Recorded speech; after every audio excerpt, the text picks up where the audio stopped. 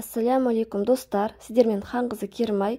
Бүгін сіздермен қыс мезгілі келгендіктен аурудың алдын алу мақсатында иммунитеттеріңізді көтеретін тойымды әрі дәмді қоспа әзірлейтін боламыз.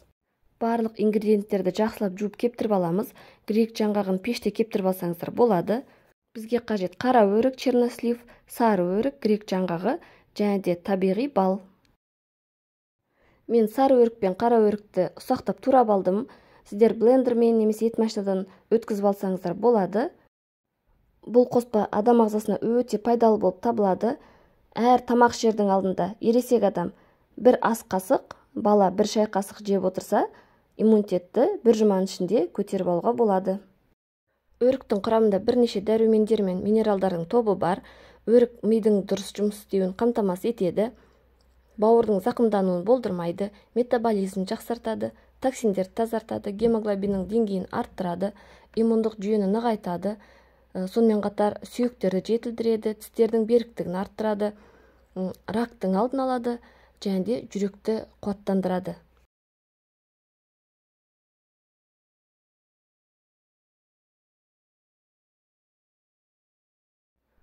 Өріктердің барлығын ұсақтап турап ыдысымызға салып алдық.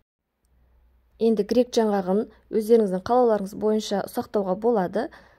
Мен алдымен осылайынан ұсақтап турап алдым. Кейіннен барлығын екі алақаныма салып, үгітіп, ұсақтап тастадым. Грек жаңғағы ең жақсы антиоксидант болып табылады. Оның адам ағзасына пайдасы өте зор. Ол қатерлі ісікпен күреседі, жүректің қан айналымын жақсартады, қант диабетінің қаупін азайтады және де салмақ тастауға, онымен қатар адамның ақыл ойының жақсы дамып жетілуіне көмегі өте зор.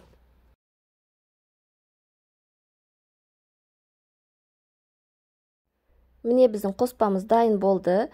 Қоспаны жақсылап араластырып аламыз.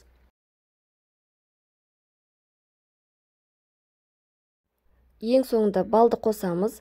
Бір келкі болғанша жақсылап араластырамыз. Балыңыз міндетті түрде табиғи болу қажет. Менің балым қыс мезгіл түскеннен кейін кішкене осылай қою болып тұр. Бірақ та табиғи өте пайдалы бал болып табылады.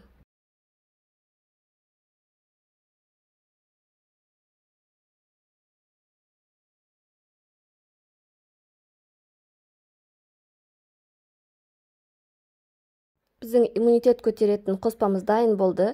Осылайынан бір банкаға салып қойдым.